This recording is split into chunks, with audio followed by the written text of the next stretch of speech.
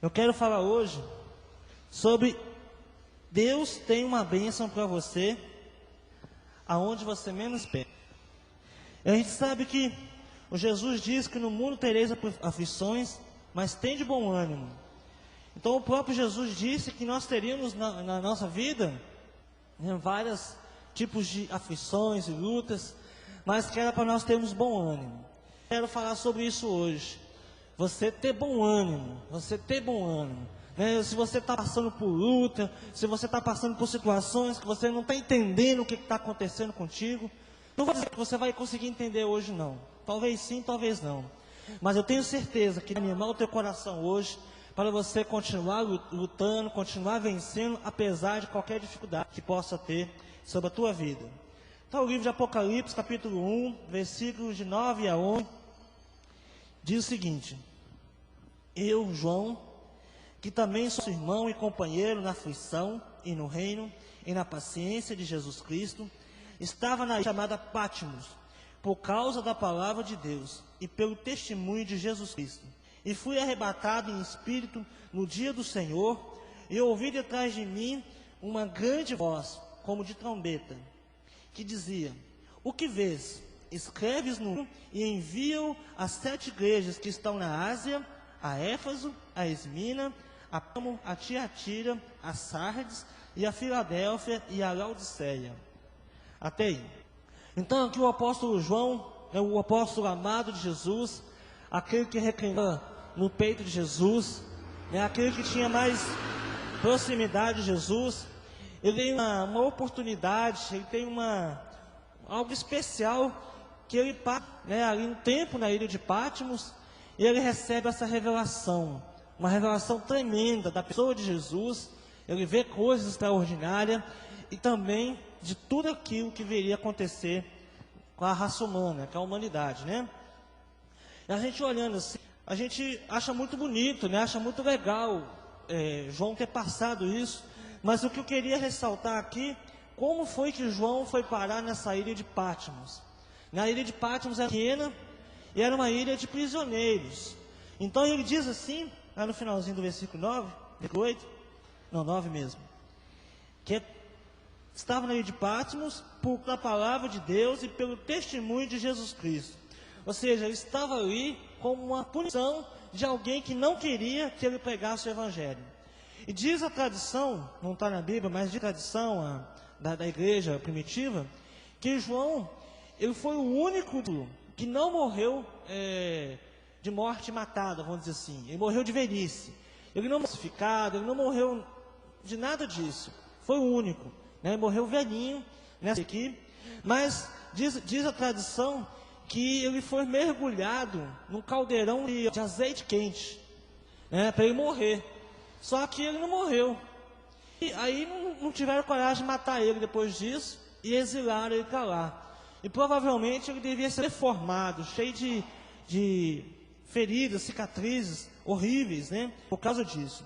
Mas apesar de todo esse sofrimento que ele passou por causa do Evangelho, por causa do nome de Jesus, estava ali na ilha de Patmos e ele teve esse privilégio de ter essa comunhão com Deus, de ter essa revelação de Deus. Eu quero dizer a você hoje, por muitas vezes você pode estar passando por situações, talvez não terríveis igual esse de João, mas por situações muito ruins. E você pode às vezes achar que Deus te abandonou, Deus te largando no esquecimento. Mas eu quero dizer que apesar de qualquer tribulação que você possa passar, Deus pode transformar essa luta tua em uma bênção, e algo vitorioso para a tua vida. Então se João estivesse lá reclamando da vida, provavelmente ele não teria essa oportunidade de escrever esse livro, que eu creio que mais do que escrever, essa experiência aqui, bênção na vida dele, apesar disso tudo. Então Deus permite nos passar por situações diversas, e muitas vezes a gente sempre acha que tudo de ruim que acontece na nossa vida é o diabo. A gente sempre acha isso, que tudo de ruim que acontece é o diabo. A gente sabe que quando o diabo se levanta contra as nossas vidas, nós temos que orar, repreender, nós temos brechas, mas tem hora que a gente ora, repreende, fecha as brechas, jejua, e aparentemente parece que não muda nada. E eu quero falar algumas coisas hoje. algumas situações, algumas tribulações que acontecem nas nossas vidas, mas tem o dedo de Deus para nos abençoar. Então não ache que toda luta é diabólica. Não quer dizer que você vai se conformar com toda luta, não. Você vai lutar, você vai orar, mas entenda isso, que Deus vai transformar uma situação difícil em vitória. E eu quero dar alguns exemplos na Bíblia, tem vários, eu selecionei alguns aqui, de casos, de situações adversas que se transformaram em bênção para essas pessoas. E o primeiro que nós vamos ver é José. Abre aí no livro de Gênesis, capítulo 45. A história de José é muito grande, não vamos falar dela toda. Vamos ler um pedaço no capítulo 45 de Gênesis. Uma breve recapitulação: José, ele era filho de Jacó, né, um dos 12 filhos de Jacó, herdeiro da herança. A Bíblia diz que Jacó amava José mais do que os outros irmãos. Tinha um amor especial, porque era o filho da velhice, era o filho da mulher que ele mais amava, de Raquel. E quando chegou pequeno lá, Jacó deu uma estola, uma túnica toda colorida. E naquela época, uma túnica colorida era muito difícil de conseguir, não era uma coisa fácil. Então foi um presente especial. E aí a gente percebe que os irmãos ali ficam enciumados com aquela túnica.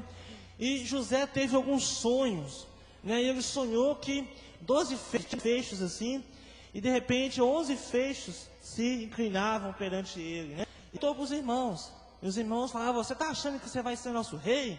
E começaram a ficar com raiva dele. Com outro sonho, o sol, a lua, também se inclinavam sobre ele. E o pai e a mãe ficou bravo: você está achando que eu vou te servir? Mas a Bíblia diz que Jacó guardava aquilo no coração. Aconteceu, já não vou falar. Os irmãos de José pegaram, tentaram matar ele. Rubem para os ismaelitas, que levou ele escravo lá no Egito, né? Quando chegou no Egito, ele foi contratado, foi assenhorado, ele virou escravo de Potifar. E Potifar era o capitão da guarda do palácio, ele guardava o rei, protegia o rei e as pessoas próximas ali. A Bíblia diz que ele era eunuco, ou seja, ele era castrado, servia ali, e José foi trabalhar lá. E passou um tempo, Potifar percebeu que tudo que José punha a mão prosperava. Aí Potifar colocou José para governar a casa dele. Mas passou um tempo, a esposa de Potifar arruma uma cilada, injuria José, calunia José, diz que ele tentou agarrar dela, e ele foi preso inocentemente, foi parar na cadeia, ficou lá muitos anos. E quando José saiu de Canaã com 17 anos, quando chega a 30 anos de idade, é que acontece um episódio da revelação dos sonhos de Faraó, que José é levado a ser governador de todo o Egito, né? Faraó diz o seguinte: olha, todo o Egito, todo o estado, tudo debaixo do teu governo, só eu estou acima de você. E ele tinha todo o poder como primeiro-ministro ali. E passa um tempo, tem a abundante colheita que José usa de sabedoria para juntar. Depois vem a fome. Vem a fome, os irmãos de José, como diz a expressão, vem comer na mão dele. E aí acontece essa passagem aqui, Gênesis 45, versículo 1. Então José não podia se conter diante de todos os que estavam com eles, e clamou: saí daqui a todo varão. E ninguém ficou com ele quando José se deu às mãos. Levantou-se a sua voz com choro, de maneira que ouviu, a casa de Faraó o ouviu.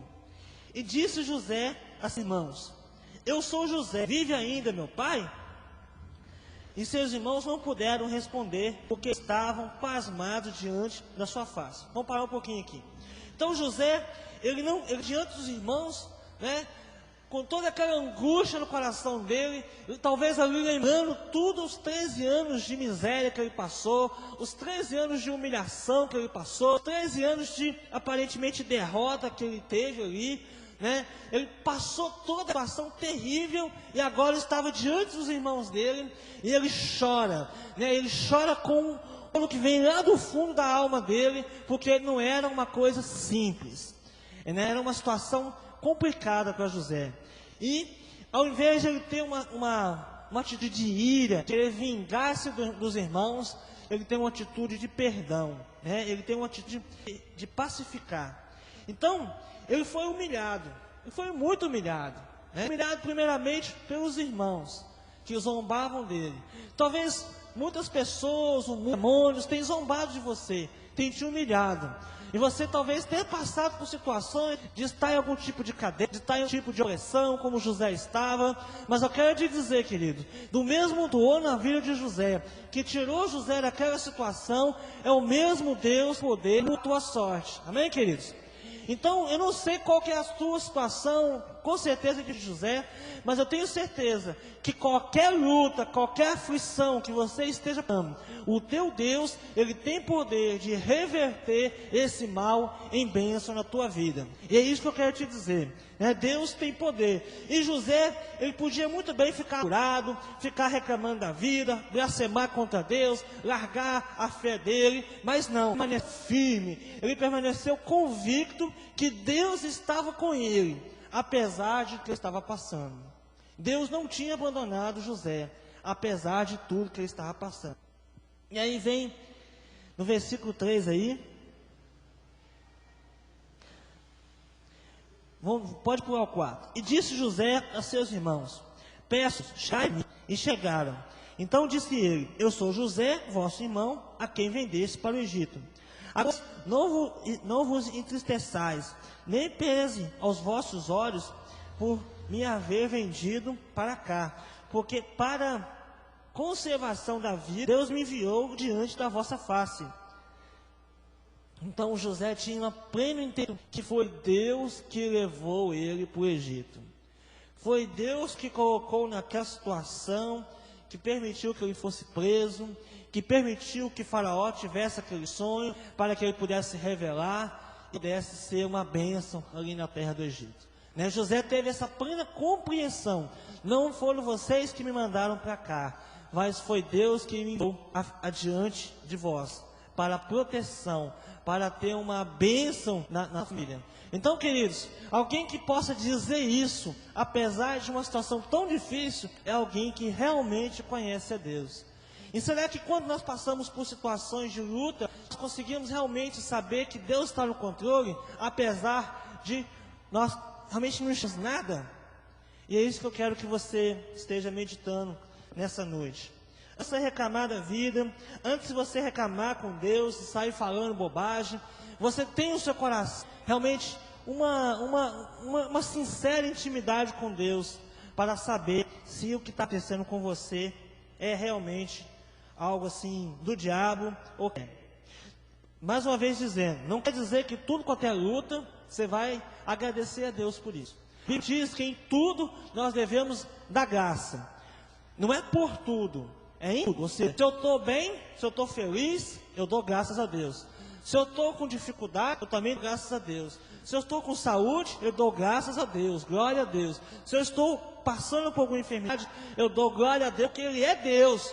Não glória a Deus pela enfermidade, mas glória a Deus pelo que Deus, né? E é isso que José aprendeu, né? José aprendeu isso, a dar graças a Deus, a ser firme com Deus, apesar de qualquer situações que ele vier passar. Então, o que aconteceu com José? Injustiça, perseguição, calúnia, maldade, opressão, servidão, tudo isso e muito mais aconteceu com José. Mas Deus mudou isso e virou bênção. Ele virou primeiro-ministro do país mais poderoso daquela época, que era o Egito, né? E foi para capítulo 42. Não é 2 não. Versículo 10 e 12. Eu vou ler. Diz o seguinte: e o Senhor virou o cativeiro de Jó quando orava pelos seus amigos. E o Senhor acrescentou a Jó outro tanto em dor a tudo quanto dantes possuía. Então vieram a ele todos os seus irmãos e todas as irmãs, e todos quantos dantes o conheceram, e comeram com ele pão em sua casa, e se condoeram dele, e o consolaram de todo o mal que o Senhor havia enviado. E cada um deles lhe deu uma peça de dinheiro, e cada um um dente de ouro. E assim abençoou o Senhor o último estado de Jó, mais do que o primeiro, porque teve 14.000 ovelhas, 6.000 camelos, 1.000 juntas e 1.000 jumentas. Também teve 7 filhos e 3 filhas. Então Deus deu, Jó era um homem rico, né? Um homem próspero, um homem abençoado. E apesar de tudo aquilo que aconteceu, a Bíblia diz que Deus se agradava de Jó. Em que Jó, ele ficou, eu anotei umas coisas aqui, ó. Ele ficou em desespero, né? Ele ficou assustado e aterrorizado com sonhos e visões. Ele foi por úlceras. Ele diz o seguinte: ele amaldiçoou o dia em que ele nasceu. Então desesperou. Lá em Jó 9:18, diz que ele mal podia respirar, ou seja, ele tinha dificuldade de respirar. Diz que os vizinhos dele zombavam dele, lá em 12:4.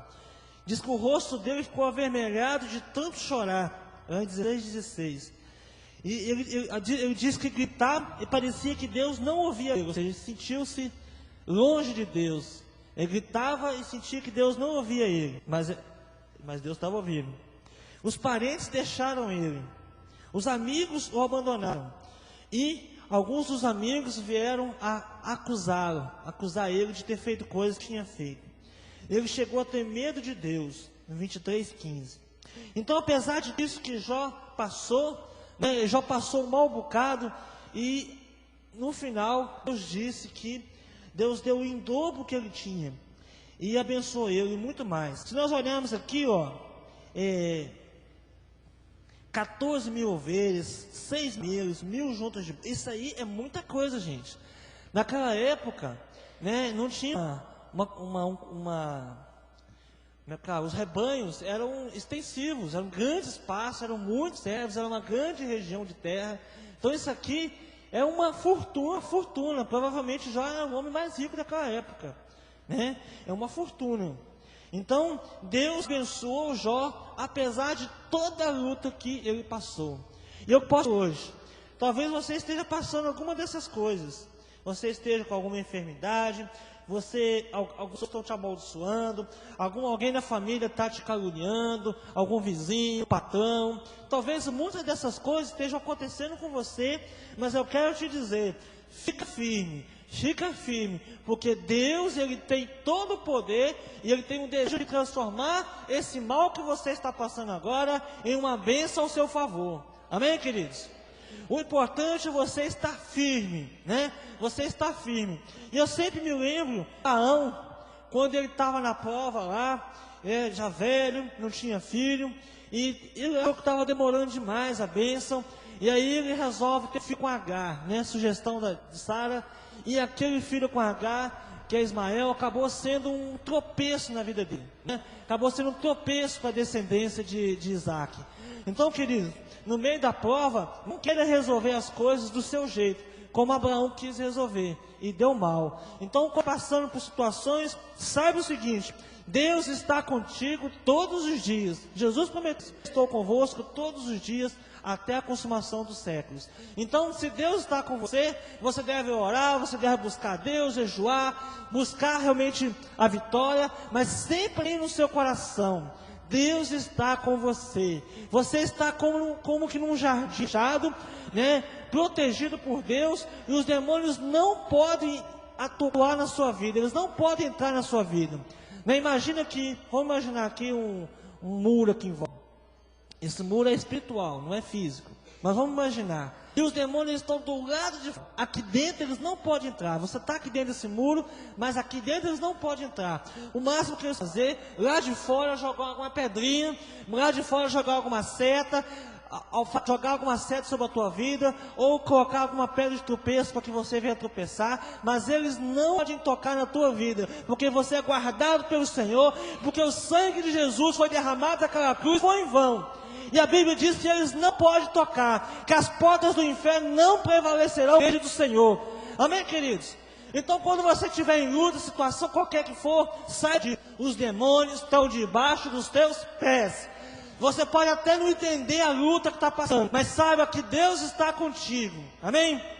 Amém. Então, Jó, ele teve essa experiência, né? Terrível no sentido de sofrimento. A gente não consegue entender por que isso, mas uma coisa é certa: Deus transformou aquela aparentemente maldição, aquela tribulação, Deus transformou numa bênção na vida de Jó. E não importa a tribulação que você estiver passando, Deus, ele é todo poderoso para transformar a tua vida numa bênção, em vitória, em todas as coisas, na sua família, no seu trabalho, na sua vida espiritual, no seu ministério, qualquer coisa. Deus tem jeito para você, Deus tem solução para você. Deus não quer somente resolver o seu problema, mas Deus quer tratar com o teu caráter, com o meu caráter. Por isso, muitos desses homens passaram por essa ação. Por isso que eu e você também passamos por situações desse tipo. Porque Deus, mais do que nos dá a bênção, Ele quer trabalhar o nosso caráter, Ele quer trabalhar a nossa vida, para que a gente seja moldado por Ele, né? Porque se não for assim, nós nos tornamos igual crianças que ficam, como é que fala, mimadas, né? Ah, eu quero assim, né? São essas situações, essas lutas que vão afinando o nosso caráter, que vão refinando o caráter. Uma outra coisa que eu quero falar é sobre Davi e Golias. 1 Samuel 7, no versículo 42 ao 46, eu vou ler aqui. Diz o seguinte: e olhando o filisteu e vendo a Davi, o desprezou, porquanto era jovem, ruivo, de gentil aspecto. Ou seja, o filisteu olhou para Davi e falou assim: você não é de nada, você não vale nada, cara, você não presta, você quer me enfrentar? É você.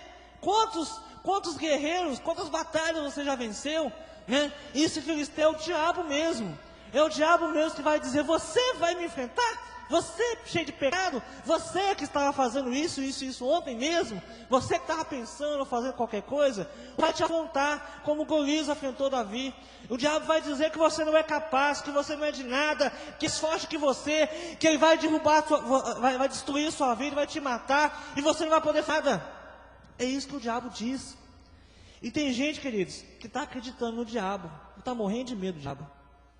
Tem gente que está morrendo de medo do diabo, igual o povo de Israel, são inteirinho, por 40 dias, de manhã, de tarde, ficaram com medo, gigante Golias, ficaram se acovardando, homens de guerra, homens fortes estavam se acovardando. Foi necessário um menino que tinha conhecimento de Deus ir lá e dizer: você, Golias, você está falando, não é nada, porque o meu Deus é maior que você, e o meu Deus vai colocar você debaixo dos meus pés. Vamos falar que é o diabo. Meu Deus vai me dar vitória sobre você. Então, queridos, não importa o tanto que o diabo se pinte como grande na tua vida, não importa se é marido ou uma mulher que não se converte, se é um filho que está nas drogas, se é um problema qualquer, não importa o tamanho desse Golias, desse demônio, desse obstáculo, teu Deus está contigo. E a Bíblia diz que o diabo está debaixo dos teus pés. Assim, ó, só para você lembrar disso, para você lembrar ele também. Então Golias afrontou aqui Davi, né? No versículo 43, diz o filisteu a Davi: sou eu algum cão para tu vires a mim com paus? E o filisteu amaldiçoou Davi pelos seus deuses. Disse mais o filisteu a Davi: vem a mim e darei a tua carne às aves do céu e à besta do campo. Ameaçou Davi, mas Davi não teve medo não. E você também não vai ter medo não, meu irmão, porque o teu Deus maior é aquele que está em você do que aquele que está no mundo, né? Lembra-se, Deus está com você todos os dias. Você está debaixo dessa proteção. E você pode pegar qualquer pedra e atirar na cabeça do gigante que vai acertar. Você pode até ser ruim de alvo. Você pode até jogar para lá, o gigante, você joga a pedra para lá, mas Deus vai acertar lá no gigante. Porque o gigante é derrotado, o Golias é derrotado, Satanás é derrotado. E ele não pode levantar contra a tua vida. Mas uma coisa é muito importante: tem muitas pessoas que o diabo está se levantando, está falando, e a pessoa muitas vezes não usa das armas espirituais. E qual que é essa arma? É a palavra. Então, contra isso, você não pode usar as mesmas armas que Golias usa. Você não pode brigar com o diabo, não é assim que você briga com o diabo. Com o diabo você briga à distância, você briga no gogó, em nome de Jesus, você está derrotado, sai. Você não pode ir lá querer encarar o diabo no braço, Não tem, você vai se desgastar, você não vai ter vitória. Não é dessa maneira que vence o diabo. Você vence o diabo pela palavra de Deus. Você não precisa fazer nada. Amém? Então você o diabo está pronto. Manda ele calar a boca e manda ele sair. É isso que você deve fazer. Lutar com as armas, com as estratégias que Deus te deu. E Davi fez isso. Foi lá, pegou as pedrinhas.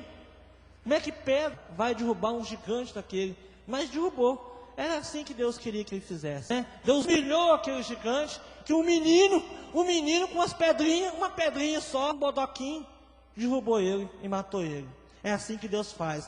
Deus humilhou o diabo. Quando Jesus morreu ali na cruz como homem, ele humilhou o diabo, porque foi um homem que morreu na cruz. E por isso que o diabo não aceita dizer que Jesus Cristo morreu na cruz em carne. Ele não aceita, porque essa é a humilhação dele. Um homem que era Jesus, perfeito, morreu na cruz, perfeito, e salvou toda a humanidade. É a humilhação do diabo. Essa é a humilhação do diabo. E Jesus, dizendo o seguinte, ele está debaixo dos pés. A cada vez que você ora, que você repreende o diabo, ele vai lembrar, debaixo dos pés dele.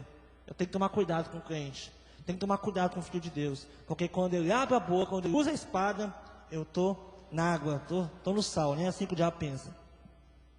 Depois disso, Davi foi tremendamente honrado, né?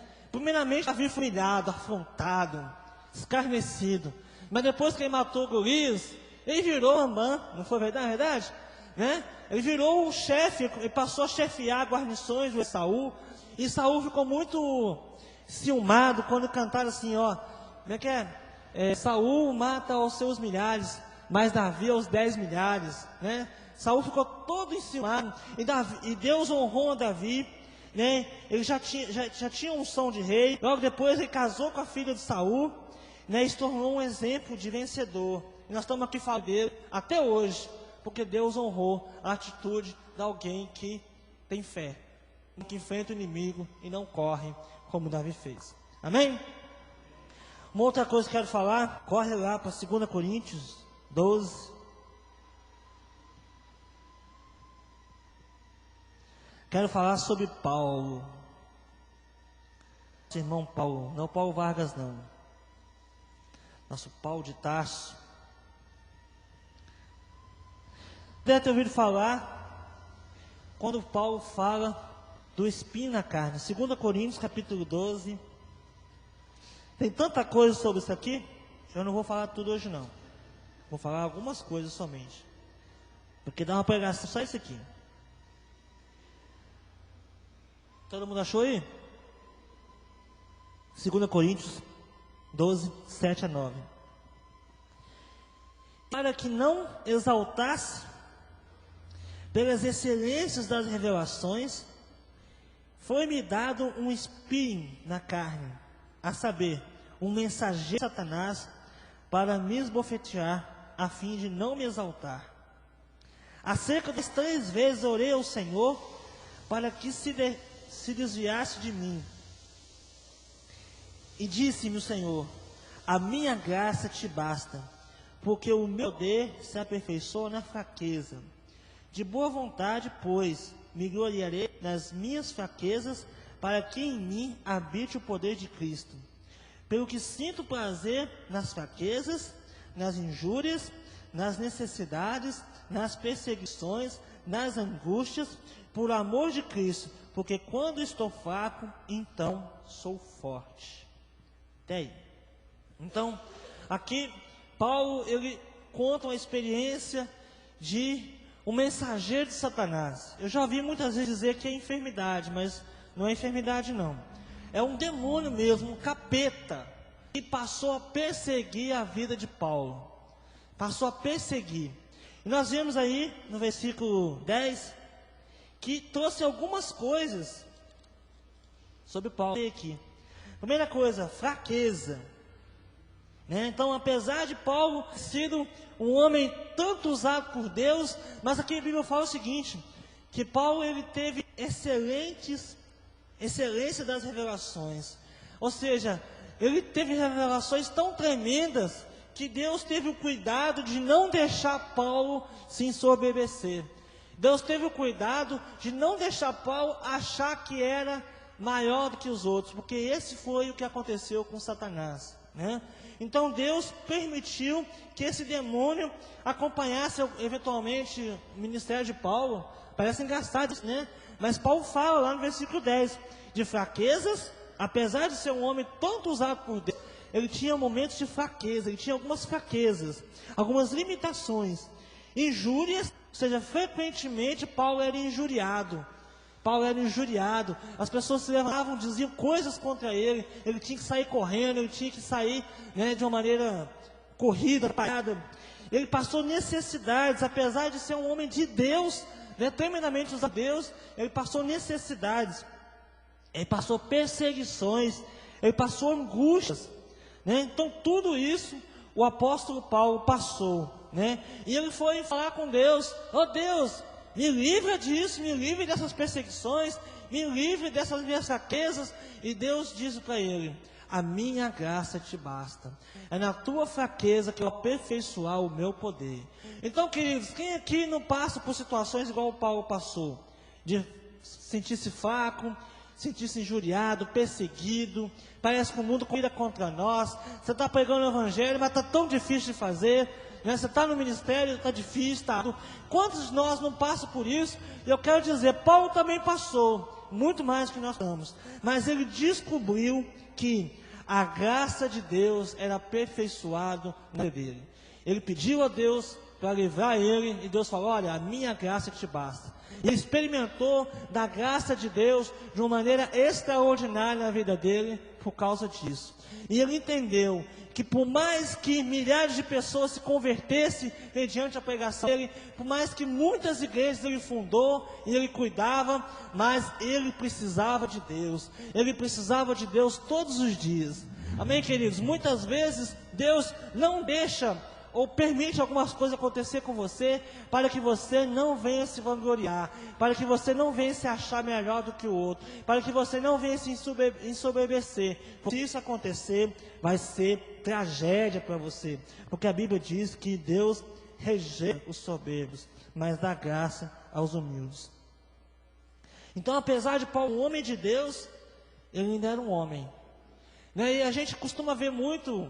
Parece que é um mito no meio da igreja, do super crente, do super pastor, que a gente vê na televisão, vê homens de Deus, que são homens de Deus, mas muitas vezes a gente tem quase uma idolatria no nosso coração, e achar que esse homem é perfeito, e não é. Na verdade, a gente não conhece ele de perto, porque se nós passarmos a conhecer ele de perto, a gente vai ver que ele tem falhas terríveis. Talvez você vai dizer, mas ele tem essa falha? E você vai perceber que em muitos casos você tem um caráter em alguma área ou outra até melhor do que ele. Então, apesar de Paulo e todos os homens de Deus serem homens de Deus, ainda são homens, né? Então não queira você também a querer o papel do super crente. Não é que você não vai ficar assim também se expondo, é isso. Mas não tem necessidade de você ficar se protegendo de tanto, como se você não tivesse pecado nenhum, falha nenhuma, né? Se coloca uma máscara aqui de crente, vem para a igreja, todo bonitinho, né? Mas quando você vai olhar por trás, está podre. Na verdade, Deus prefere que você venha podre, mostrando a sua podridão, para que Ele possa limpar você, do que você vir como sepulcro cado, todo bonitinho, mas está podre por dentro. Porque muitas pessoas estão podres, com cara bonitinho, mas não deixam ser ministrados, não deixam ser discipulados. A gente chega, vai falar, a pessoa, não, está tudo bem, comigo está tudo bem, mas na verdade ela está podre em algumas áreas da vida dela, está precisando consertar, mas o orgulho dela não deixa ela ser ministrada. Diz o seguinte: Deus quer que você seja, eu e você, sejamos transparentes. Não precisamos esconder de ninguém, sejamos transparentes, porque todos nós aqui fomos feitos do pó da terra, e se Jesus não voltar hoje, nós vamos voltar para o pó da terra também, algum dia, né? Espero que Jesus volte logo e a gente suba, não precisa ir para o pó da terra. Mas se não for isso, todo mundo vai para o pó da terra. Então todos nós somos assim, pessoas falhas, pessoas necessitadas da glória de Deus, do perdão de Deus, e nós devemos ser autênticos, sinceros diante de Deus, porque dessa maneira Ele vai aprimorar a graça dele na tua vida. Então, se você quer crescer espiritualmente, quer crescer em qualquer área da sua vida, não esconda o seu problema, não esconda a sua lepra. Deixa Deus ver, deixa os seus irmãos ver, para que haja uma ministração de cura na tua vida. Amém, queridos? Amém. Então, na sua fraqueza e na nossa fraqueza, é que se manifesta o poder de Deus, né? É na nossa fraqueza. Você pode observar, quando você começa a ouvir testemunho de homens de Deus, homens muito usados por Deus, praticamente todos eles, você vai ouvir uma história que no começo do ministério deles, eles passaram lutas. Não é verdade? Todos eles, algumas raras exceções talvez, todos, por quê? Porque Deus, Ele usa os que não são, para confundir os que são. Então, se você quer ser usado por Deus, quem quer ser uma bênção nas mãos de Deus? Amém. Então, deixa Deus cuidar de você. Nós estamos terminando, mas eu quero falar um exemplo de Moisés. Moisés, quando ele tinha 40 anos, ele estava já formado na Universidade do Egito, na ciência do Egito, ele achou que ele era capaz de livrar o povo dele.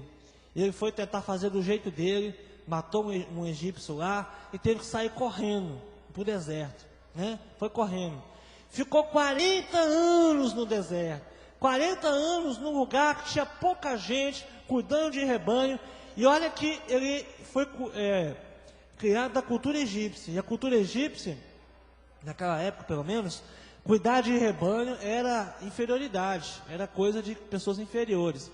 Ele foi humilhado por 40 anos lá, né? Naquela solidão lá, só ele, a mulher dele, poucas pessoas.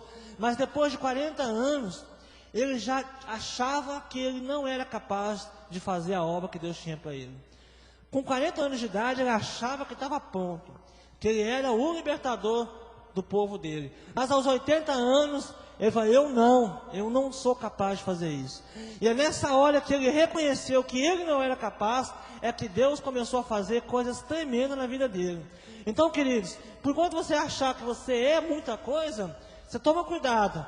Talvez você vai passar um tempo, igual Moisés passou na prova. Mas quando você realmente, todo o seu coração, entender que é Deus na tua vida que vai fazer algo, aí você vai ter oportunidade de experimentar, né, o que Deus fez na vida de Moisés e vai fazer na sua. Então, para a gente terminar, eu quero dizer algumas coisinhas. Primeiro, não reclame da vida. Não reclame da vida. Não murmure. Isso não agrada a Deus. Não faça isso. Outra coisa, já até falei isso, em toda situação, dê graças a Deus. Glorifica a Deus em qualquer situação. Glorifica o nome do Senhor. Outra coisa, creia que Deus vai mudar a tua sorte. Creia isso todos os dias. Creia todos os dias. Não importa qual situação for. Creia que Deus vai mudar a tua sorte. E pode mudar a qualquer hora. Outra coisa, não se deixe desanimar. Não se deixe desanimar. Não se deixe ser convencido pelo diabo. Manda o diabo calar a boca, né? Não se deixe desanimar pelas perseguições, pelas injúrias, pelas calúnias. Não deixe. Então, se a sua vida está difícil hoje, eu quero te convidar a dar uma pedrada na cabeça de Golias. Hoje. Amém, queridos? Se tem um gigante, um Golias, afrontando a tua vida hoje, te impedindo a vitória, você vai dar uma pedrada na cabeça dele. Como vai dar pedrada? Você vai determinar que ele caia, você vai determinar que ele não tem lugar na sua vida, você vai determinar que os planos de Deus vão se cumprir na tua vida, não importa o que o diabo está dizendo, não importa o que Golias está dizendo, o que Deus disse vai acontecer, porque todas as palavras de Deus, elas não voltam vazias. Eu costumo dizer, são mais de 8.000 promessas, e elas são para você, são para nós. Então, se está difícil, dê uma pedrada na cabeça do diabo. Peça socorro a Jesus. Se não sabe o que fazer, em Tiago 2 fala que se você não sabe o que fazer, está faltando entendimento, peça a Deus entendimento que Ele dá, o quanto você precisar. Então não sabe como agir em cada situação, fala, Jesus, me ensina, Espírito Santo, me ensina o que fazer. Eu não sei o que fazer, me ensina, e Ele vai te ensinar. Creia nisso. Confie em Jesus em todo o seu coração. Descanse em Deus, Ele está na sua causa. Eu quero terminar aí. Descanse em Deus. E rapaz, é fácil falar isso, né? Mas não é difícil muitas vezes descansar em Deus? Vocês concordam comigo? Muitas vezes nós não queremos descansar em Deus. Nós queremos agir do nosso jeito. E muitas vezes é tão difícil, eu faço uma oração e depois eu não faço mais nada. Até nós irá brigar com Golias, irá brigar com o diabo. Mas tem hora, meu irmão, que você tem que orar, repreender o diabo, pedir o favor de Deus e sentar e esperar Deus agir. Mas tem hora também que você vai orar e Deus vai te dar uma direção, você vai levantar e agir, né? Você vai agir, mas sempre dependa de Deus. Quer seja esperar Deus agir, ou quer seja no agir naquilo que for da tua parte. Sempre confie em Deus.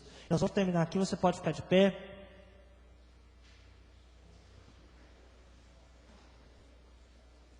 Nós vamos estar orando. E eu quero te convidar a jogar uma pedrada na cabeça do diabo.